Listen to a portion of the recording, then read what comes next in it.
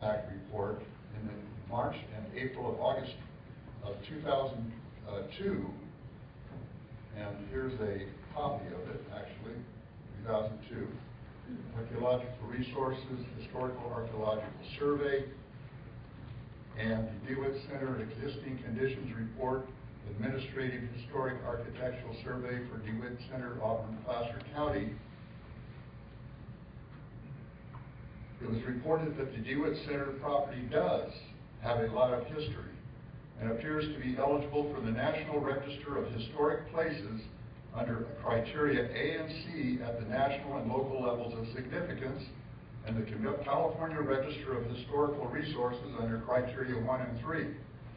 This report didn't even mention the 1998 archaeological report conducted 50 yards from Richardson Drive that discovered over 2,000 artifacts from the 1870 gold rush period and the house of the gold miner that Bell wrote his name for, who owned the 320 acres that DeWitt Center stands on.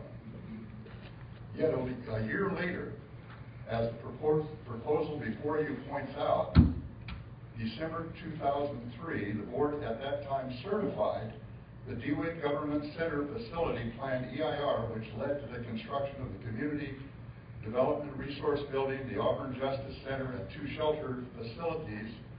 And as one of the stated objectives of the project was to remove aged, outdated, potentially hazardous building inventory from the complex and provide for the demolition of the original 1943 vintage buildings. The question becomes, how did DeWitt Center become unhistorical in 1 year, and why?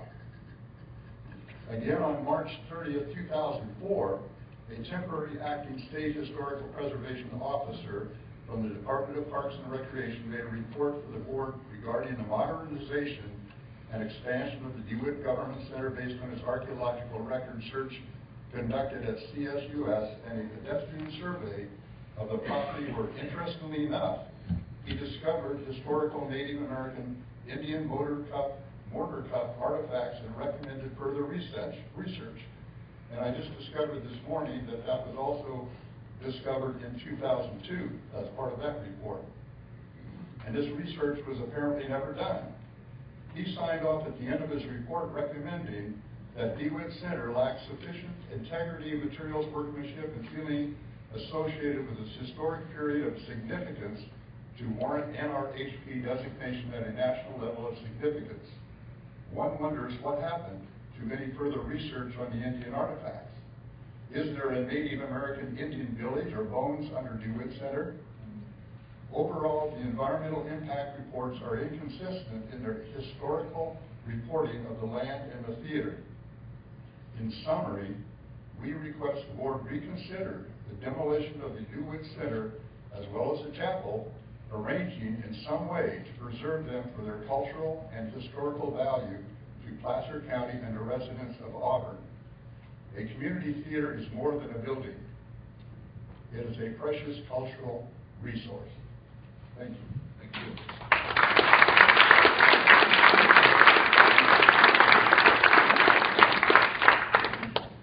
Good morning. My name is Rick Thompson. I live in Auburn, California. I'm here representing myself, but also I'm a member of the Native Sons of the Golden West. They were founded in 1876, a historical organization on the premise of preservation and restoration of California's history. Today I will address the preservation of that history. I'm not necessarily representing the Native Sons today. I'm representing myself as a member of the Native Sons. Tonight we have a meeting, and this will be brought before them for some resolution, whether pro or con, on not so much the building of Costco, but the present footprint that has been proposed. The DeWitt Army Hospital, for Auburn's purposes, was our shining light for our participation in World War II. Any other artifacts left from World War II in the Auburn area, correct me if I'm wrong, I've been searching my brain trying to figure out if there are any left that would be of significant historical value based on the historical value of World War II. Buildings worn out, 70 years old, reach their livelihood. Granted, that may be the case, but we can't use that as a premise because we would be tearing down buildings left and right. or destroying historical sites left and right. The Native Sons of the Golden West was instrumental in preserving Sutter's Fort. When Sutter's Fort was preserved and saved for today's generations, it was somewhere in the vicinity of 50 years old at the time the Native Sons got involved with that. The Native Sons got involved with Columbus State Park. At the time they got involved, this was early in the 1900s. Columbus State Park, geez, did it have historical significance? Sure. But it was less than 50, 60, 70 years old at the time. Donner State Park, the Donner Party, Native Sons was instrumental in keeping that piece of property of historical significance. Was it 100 years old? Was it 200 years old? No, it wasn't. It was relatively young by comparison. Here we are 150 and 60 years later. Thank goodness for the Native Sons for having preserved those things. Now, granted, this hospital didn't play the significance that those other previously mentioned sites did, but for Auburn's particular purposes, it is our shining light. It's what we have from World War II. Saving the theater for the sake of cultural considerations, very important. I've been to one of their meetings, and I brought up with the steering committee that if the theater were preserved and nothing else were preserved around it as a buffer zone, you would end up with asphalt and parking lot lights right up next to your setbacks. Summarizer, yes. We need more property. We need the chapel, we need a few of the barracks, possibly the senior center. Costco has already come up with a $500,000 donation to remove the senior center, relocate it, to use that money to restore those buildings. A portion of that corner there could become the shining light, could become the historical site for DeWitt Army Hospital and Auburn's participation in that war. Thank you. Thank you.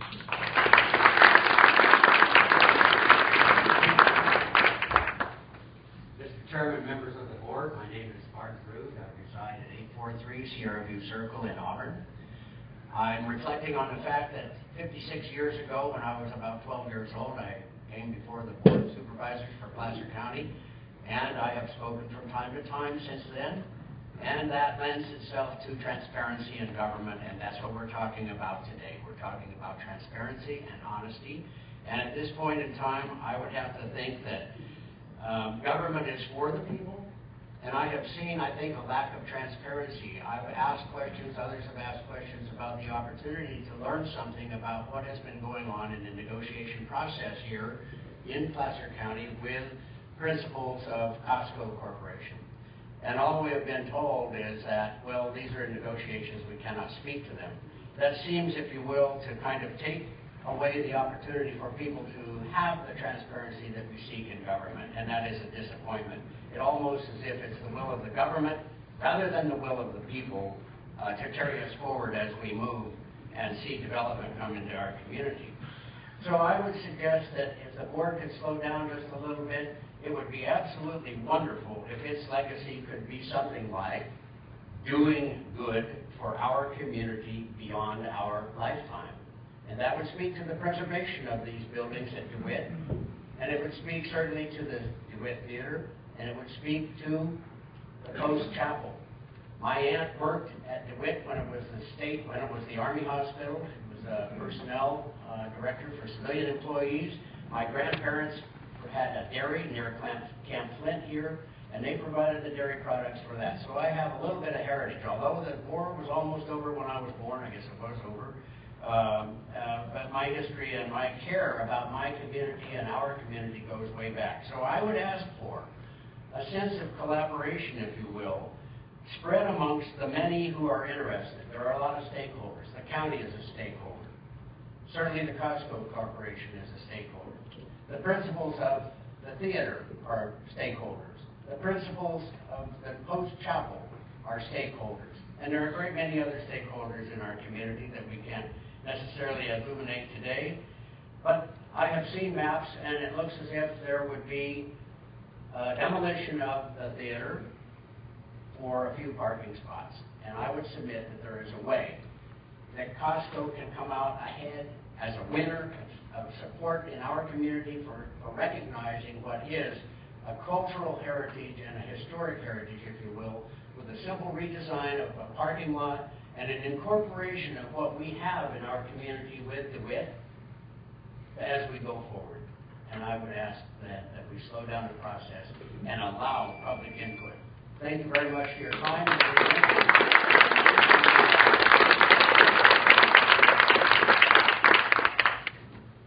Hello, my name is John Kodiba, and I live in Meadow Vista. I have cerebral palsy. Due to my condition, I can't do team sports like my sister and most of the other kids my age. However, I can do drama, and to me, tearing down this cedar would be a lot like taking away the only kids' sports field in town. Please don't tear down the DeWitt Theater. Yeah.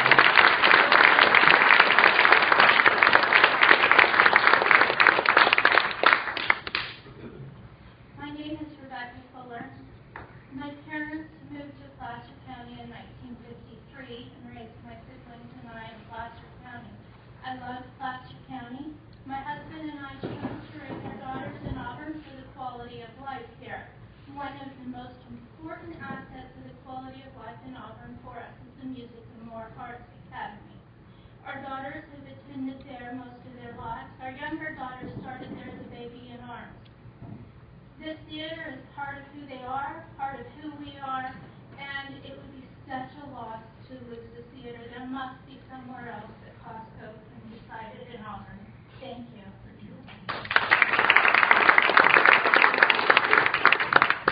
My name is Lisa Lindgren. I actually live on Atwood. You see that little speck on the right-hand side in the corner. I haven't heard any mention of traffic control. As it is now, there is a lot of traffic from the county buildings and other things like that. I grew up in a small town in Bastrop, Louisiana, and I brought my kids here for that small town atmosphere. Everyone that I've met in this town has either grown up or moved here at a very young age. You don't find very many young families in the Auburn area because it's so expensive.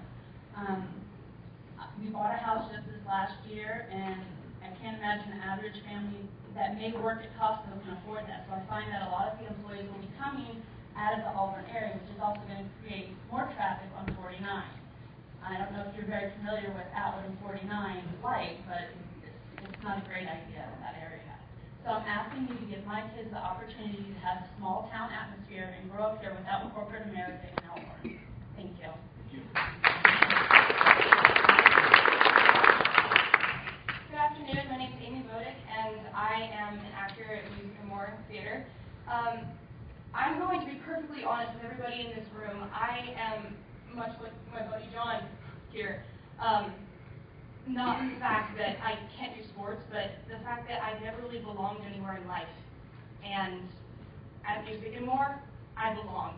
I love acting. It's where I decided, yes, I want to go into this crazy business. I want to be an actress, and I have met some of my most wonderful friends there.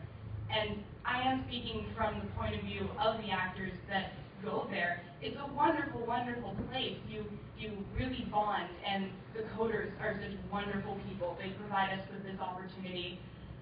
And my father brought up a very good point to me the other day that this is not just the theater, it's child development. It's keeping kids off the streets. It's a wonderful, wonderful thing for the community and for the children. And I'm speaking for myself and anyone in this room with kids. So thank you for your time. Please do not tear down our wonderful, wonderful little spot of heaven here in Auburn.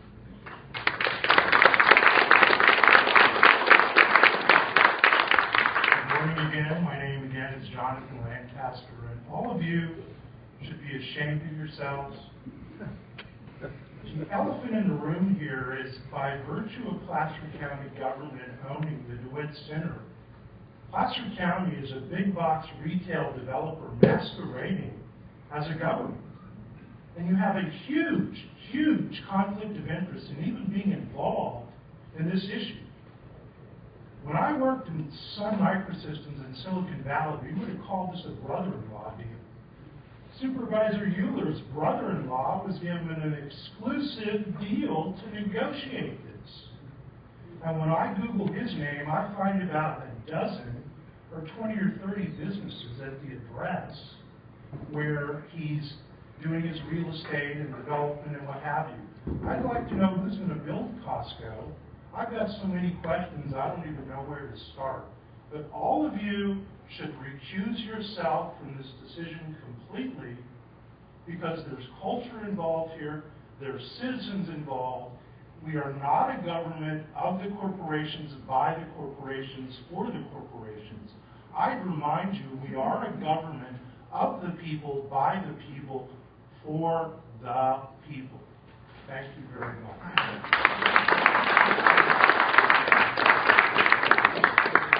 If I may, we also need to be a government of the facts. And just for the record, I have 3 brothers, so the brother-in-law thing has me a little thrown here. You did work for the Excuse me, sir. Sir. I have 2 sisters-in-law, and the only brother-in-law that I have is by virtue of marriage. My wife's sister's husband, he works for the city of Roseville. So I don't know what you think you're pretending to portray in this audience as facts, but it's complete fiction. Is it not fact? Mr. Lancaster, I'm going to ask that this side conversation stop, okay? And I'm going to ask that the public maintain decorum in this room. Please come forward. Anyway, my name is Tina Anderson. I'm here on behalf of O'Brien Child Development Center, which is one of the tenants of Placer County. We are we're a daycare center, so we have over 30 children that we provide care for, most of which of our parents are supported by our county. So with that, we were just asking that if this does go through and we have to relocate, if we could maybe get funds to help rebuild our playground, maybe back, our lease doesn't end until February 2015, so maybe we could get compensated for that. So that's all I'm saying. I welcome Costco. I think we need change. Auburn's a great community. I've been here for over 38 years. I also went to DeWitt Theater to watch movies the first time when I was 10 years old. So I'm for DeWitt staying. I do believe that the theater is important for our community as a monument, but also we do need to move on. Thank you. Thank you.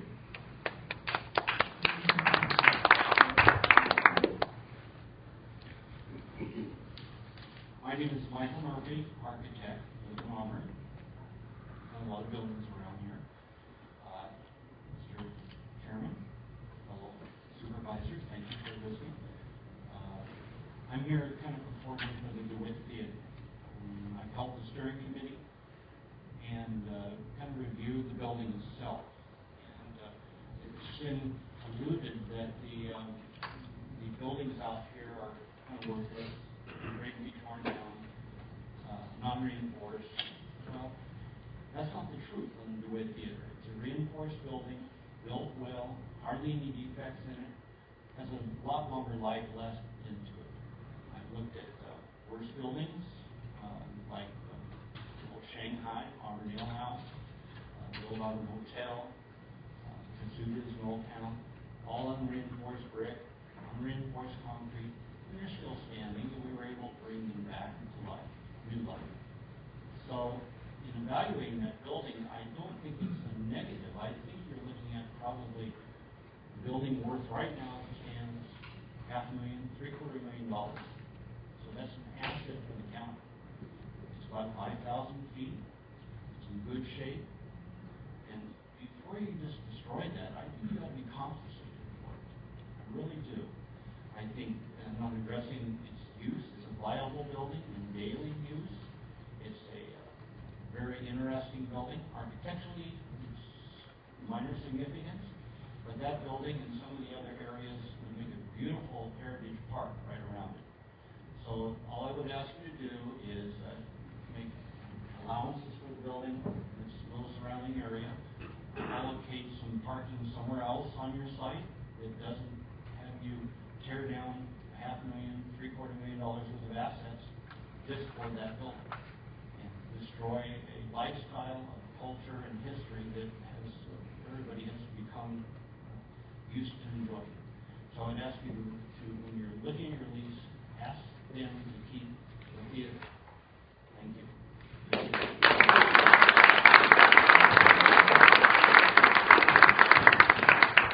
My name is Eleanor Patesky. I'm in Jim Holmes District, and I'm from Newcastle. And I've been listening to this. I'm kind of here to represent certainly the Senior Center, because I am one, and the DeWitt Theater and the Post Chapel. I think all of them should be preserved. I sit here and listen that staff is determined. County LLC has determined. Costco is a quality tenant.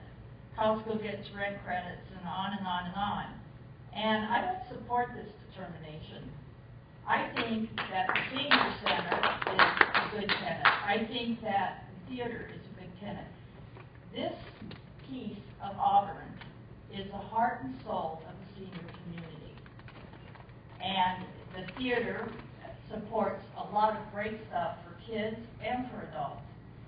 But the seniors, you know, kids are vulnerable because you have to help them along. Seniors are vulnerable also. As we get older, we need services, all kinds of services. And I, for one, have been extremely impressed with the range of services that this senior community provides. Seniors First, it used to have Meals on Wheels. Now it has, I don't know, frozen food or something that's delivered. But they come out and help people, they help people who are going through surgery. They have equipment that they loan to people. They have people that come in and help seniors when they need it, take them to doctor's appointments. They have exercise programs, art programs. They have breakfast. It brings people together. Seniors kind of are out of contact. And this place allows them to have contact with other people and to get the services they need. Play cards, play games, whatever. There's even a barbershop quartet over there. I mean, it just goes on and on and on. And unless you participate, you don't know. I go to a discussion group on Wednesday afternoons to discuss current events. I love it. It's all a bunch of seniors. All I can say is that it is a big mistake to eliminate this. Costco is a big box store. I like Costco. I shop at Costco. Costco can go anywhere. And I think you're tearing out part of the community to put in another big box. And I think it's a big, big, big mistake. And I'm very much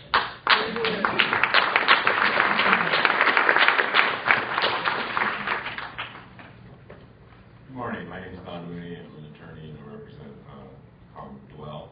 And I sent a letter to the board, and I just want to confirm that the clerk received my letter and the board received my letter. Thank you. I want to concur in the comments, as my letter indicates, we concur in the comments made by the City of Auburn. This is project splitting. It's piecemealing under CEQA. You are making decisions, especially with the option and ground lease. You are making decisions about the project that will affect your ability and discretion when it comes to alternatives and mitigation. You're making determinations about the term of the lease, the location of the project, the size of the project, the amount of the lease, all matters, removal of certain buildings, all matters that are approvals, the early approvals of a project. The CEQA clearly requires that environmental review be conducted at the earliest stage. And what you're doing is you're making commitments by the county as to the project. You're making those commitments to Costco through an agreement. And then you're doing the environmental review. And that's putting the cart before the horse. And CEQA clearly does not allow that. There's case law, say Terra case, there's other cases that clearly indicate that you need to do the CEQA prior to the project, prior to approvals of the project, even if it is just some of the preliminary approvals. Entering into a ground lease constitutes a preliminary approval of the project. It requires CEQA, and I would urge you to not approve the proposal by staff and conduct the environmental review prior to entering into any kind of lease that would limit your ability with regards to alternatives, mitigation, and environmental review. That includes doing matters such as traffic studies, other types of environmental studies that you need to make your decision, that the public needs to make a decision. And one of the key things that's important to remember of what an EIR is. An EIR is an informational document. It's an informational document not just for the decision makers, the Board of Supervisors, but it's also an informational document for the public. So the public knows what the potential impacts are, what are potential alternatives, what are feasible alternatives, what are feasible mitigation measures. So all of that information is laid out to the public and to the decision makers before there is a commitment of resources, before there is a commitment towards moving forward with the project. And what you're doing is you're limiting the environmental review, you're limiting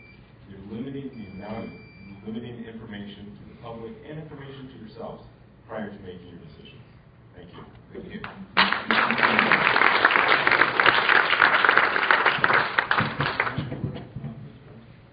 My name is Andreas Hoffman. I'm one of the attendees in the DeWitt Center. I have the bakery blood of my Hoffmans for the last 35 years at the same place. Due to the cost of project, we now forced to find another location. As you all know, the economy is not that great right now, so there's a big burden on us to find another location, get it ready, have the department, do regulation, everything else. And I want to make you aware that we employ 3 other families. We have a lot of other suppliers, and due to this hospital project, we are forced to move out. It's not easy for us just to go in another location. We have had a location prepared, and as of now, we didn't get any help directly from the county or any offerings where to go, what to do, and how to do it. I hope you consider we employ other members and other families in Auburn, and consider that we support the community too with donations and all the stuff. Thank you. Sorry, I'm a little nervous, but thank you. You did well. Thank you.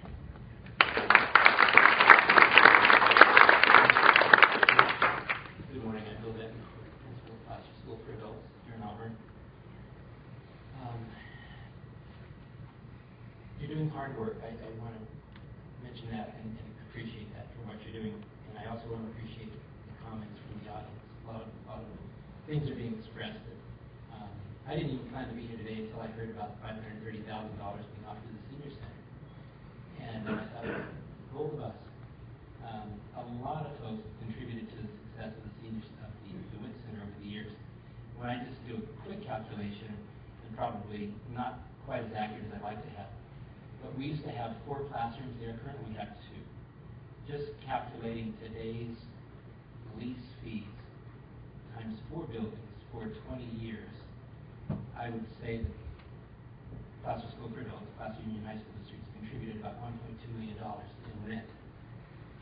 And then calculate that over a period of time. It may not have been that much 20 years ago, 30 years ago, but in today's dollars, I would calculate quickly about $1.2 million. We offer classes for the senior citizens, activities there that everyone in the room has expressed value in. Older adults, we used to have a program there. With our budget cuts, we've had to reduce that. We're down to 2 buildings now. We used to have a program for adults with disabilities and a vision impaired class as well, and things that just reduced over time. And our best years was when we were able to afford the lease that we are in now. With state funding has changed significantly for education and for adult ed in particular. And our best days are behind us. We have to look at funding our own building, our own instructional program based on fees. We've had to increase fees over the years. Everyone in the room, aside from so many things that have been mentioned, the heritage, history, so many factors. One of the things I hope you're considering, not just for the senior center, but even the bakery and others, to relocate is going to be a hardship. To find a place, and we're working in good faith, moving ahead, trying to find a place. No matter where we go, we'll probably have to do some improvements to the building. So not only is the senior center worthy of support and remuneration of some kind, I think it would be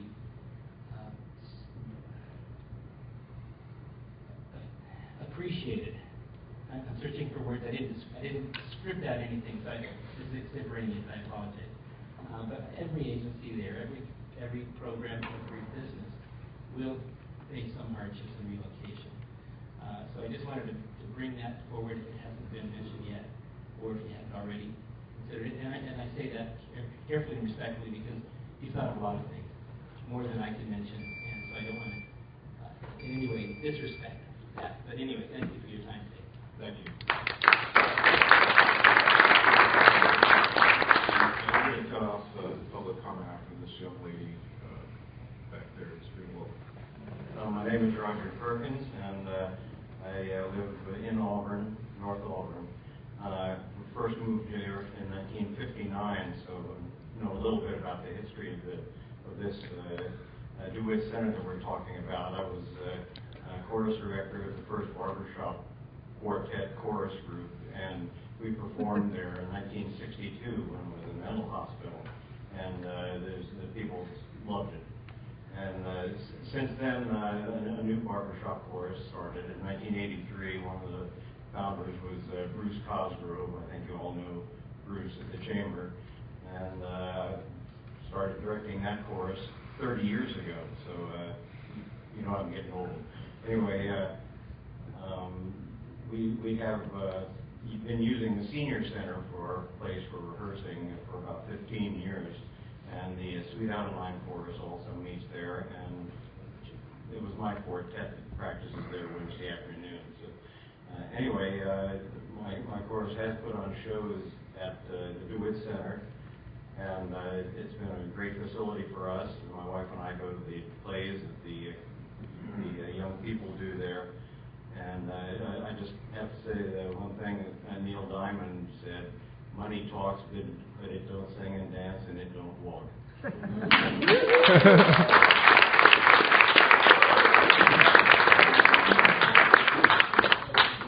My name is Mildred Livingston. I live in North Auburn, a few blocks away, maybe half a mile from the DeWitt Center. And I just wanted to have you all reconsider and put aside the demolition that's happening, and to also note that, as a personal note, that I have directed and produced some activities at not only the Senior Center, but with the theater, and brought poignant and educational programs in a play at the DeWitt Theater. And this is something that Auburn needs. In some place, somewhere, there has to be a place. And that's what I love about Auburn, because I have a place here. And I am very active in local politics and community. So I ask you all to reconsider. Think about what we're doing. Let's have a plan. Let's have public input. I'm not going to repeat what everyone else has said, because you all know how we feel. And I just thank your indulgence, and thanks for listening. Thank you.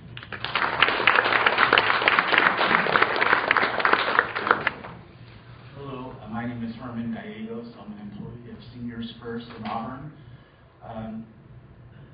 I first wanted to say that I think it's great news for the Senior Center that that you've negotiated some help for them. Unfortunately, there's a lot more tenants at the DeWitt Center than just the senior center, mine for one, and several others that are here.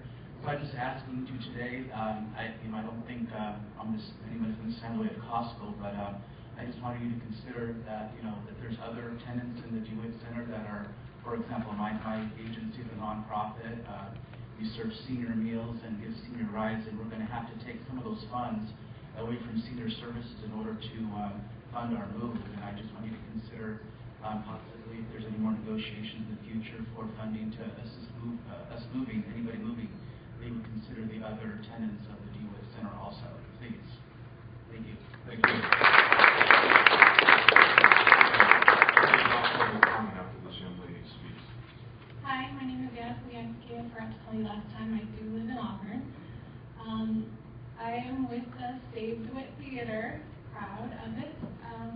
I became a student of Music and More Arts Academy at age 11. I stayed with them until the age of 18, and I went to Sierra College, went on to do the music department there, to go back a second. At Music and More, I was not able to do my full payment for my lessons, so I bartered for my voice lessons. I then took girls choir, acting classes. I was in musicals and showcases. I was an apprentice for miniature musicians. My youngest brother is 21. He is serving in the United States Marine Corps. He served in Afghanistan. He was a student of theirs. Music has made a huge impact in his life, and it is great for reducing stress. He took violin through them and started out as a miniature musician.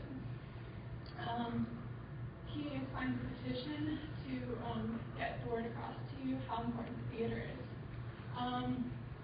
I, along with hundreds of thousands of students, have been a part of Music and More Arts Academy and the arts of our community. And I do thank you for your work that you do for us, but we really need this part of Auburn. And it not only affects Auburn, it affects all the communities around us. And I have performed as a musician from all the different things I've done throughout life. The national anthem for Auburn twice, patriotic music. I sang at the California State Capitol for 4 years, missing 1 year when my brother came back from Afghanistan. I sung for Congressman McClintock and the Nevada County chapter of the Republicans, and I've sung for other political parties and businesses and organizations. Music and More Arts Academy has given me huge confidence over the years. I learned to work for them in the arts. I went on to Sierra College. I worked in the music department for numerous college professors. Then I went on to 5 music programs in the Midwest where I received full scholarship for singing. We toured across the U.S. for those. We did premieres. I actually did premieres with Music and More as well. And then I went on to college in Minnesota, where I performed in 2 choirs there, and I toured to Portugal and Spain, and toured and represented the United States as a music ambassador. While there, I also noted going on tours and touring buildings that were old and historic. And I remember many of the tour guides saying, ha ha, you don't have buildings as old as us, and you don't preserve your history as much as us.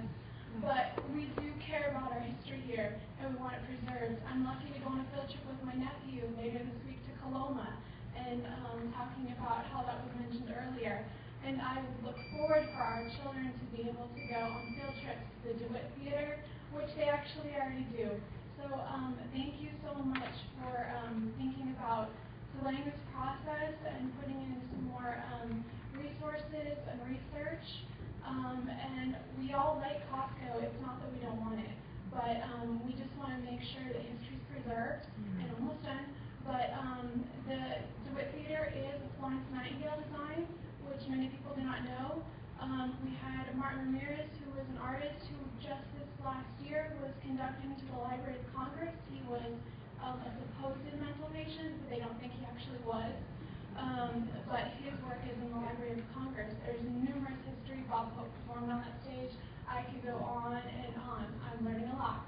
So I just want you to dive into the history, get excited about this area, and see why we're so excited about keeping it alive. Thank you. Thank you.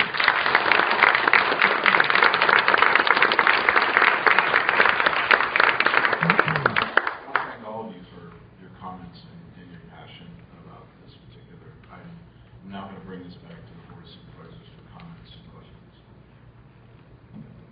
Supervisor Holtz. Thanks, I have a couple of comments. First of all, the chapel's issue, I don't think that's part of the plans for the chapel. I apologize for not making that clear. The chapel is not part of the project that would be, or any buildings that would be affected by the cost reduction. And I would recommend that we don't touch the chapel and perhaps have some kind of facility, have a museum with some of the, the historical significance of the Army Hospital and the mental hospital. I was raised there. My folks' property went right under this DeWitt Center, so I know the history very well.